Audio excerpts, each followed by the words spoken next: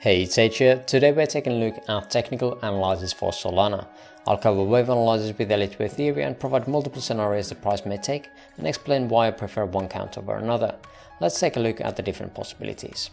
On higher time frame, let's take a look at the RSI first, in which we see on a weekly time frame these two tops. We can draw a trend line between them, and we can see that this trend line is going to last us for quite a while. This of course has not been confirmed by a third tap, so this is just a base trend line, I guess. It hasn't been tested before, so we'll see if this holds or if it has any value in the future. The next one here on a weekly chart we have tested now, and this is again pivoted from September 2021 highs to November 2021 highs.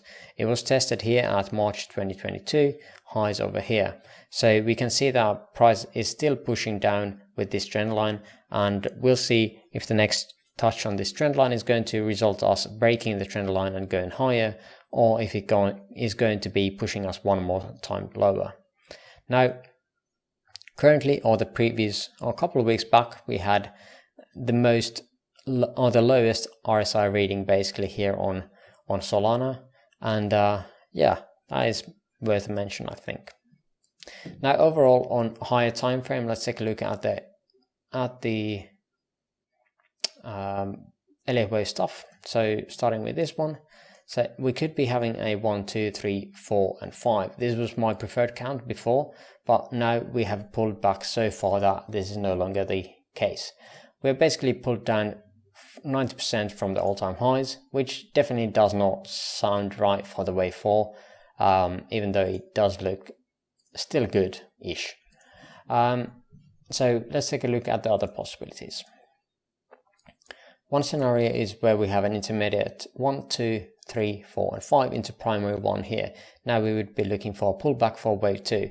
We've already reached that 90% retracement here, and we have multiple indicators, this green shadow basically here, indicating that we are in the very oversold areas, and now we should be at least looking for another rally up higher, as we did on these previous ones. The next scenario is that we have a cycle 1, 2, another primary 1, 2. Again, for the cycle, we don't know how much we actually or where we started. Again, this is from, I think, CoinMarketCap or CoinGecko, this structure here, just drawn in as a reference, so take it with a pinch of salt. But yeah, it is possible that we have a cycle 1, 2 already completed here. Now again, the same scenario is that we are still looking at this as a primary 1, 2. So again, primary 2 scenario. Now let's zoom in a bit into this structure here at the top. So in here, I've labeled this as a possibility for being a W, X, and Y. Here we would have WX, Y into W, WXY into X, and another WXY into wave Y. Of course, this by Elliott Wave principle, this is not the case, or this can't be the case, as wave W should have only the simple structures in it. Same thing would be for the wave Y. Again, we would look for ABC structures. For me, this looks better as is, but again, if you want to be purist on that, you're more than welcome to do so and modify the count to your liking. This is not my main count, however, and we got the invalidation basically really close to it. 1.618 here of the W for the wave Y is around here at $21.86, at which I would be at latest looking for some other scenarios. I've already looked at other scenarios and I have them prepared for today as well, so we can take a look at them next. Now this is the main count that I have, in which we have this as 1, 2, 3, 4, 5 into an A wave. In the wave 1 we have an expanding leading diagonal into wave 1, and again on the last bit we would have a 1, 2, 3, 4, 5, and in the fifth we would have an expanding diagonal or ending diagonal. Then we would have another ABC into B wave, and now we would be looking for another 5-way structure. For this one, I've labeled it like so. Let's get into 4 hour, see some structure again. So in here, we would have this as a 1, 2, another 1, 2, 3, 4, 5. We have alteration between this flat here on the wave 2 and the zigzag here on the wave 4, so that fits very well. On the wave 3, as we complete it down here, we would have this double zigzag, and that is again alteration to this some kind of flat correction here on the wave 2. Wave 4 here gets to around the 38.2 retracement of the third move, and the third wave again around 2.618 extension of the wave 1. Again, we are looking at this on logarithmic scale. As with arithmetic scale, we would only get to the 1.618, at which we would be expecting some kind of extensions here on fifth, and definitely those really can't be even targeted here. If we are targeting them here on arithmetic scale, these are the targets, and the first target is at -$6. So yeah, that is not the case. We can't really measure them here. Now overall, on logarithmic scale, we have the targets of $40, $32 and 21.91. So those are the overall higher time frame targets that we are aiming for. Now we have already gone across 2 of the targets here, and the last one is still remaining down here at $21. Of course, we would be targeting more on the lower time frame targets, and those are going to give us better results as well. Now inside here of the 5th wave, we have 2 scenarios. Of course, the reality could be a mix of these both, but again, we'll see what happens. The bearish count is saying this, where we have again 1, 2, 3, 4 and 5 into wave 1 as an expanding diagonal. Wave 2, another 1, 2, 1, 2, and then starting to unravel the count. 3, 4 with an W, X and Y here. Very large wave 4 compared to the wave 2 here. After that, again, we would be looking for 5 waves here into the 5th and completing the 3rd of sub-minuet count.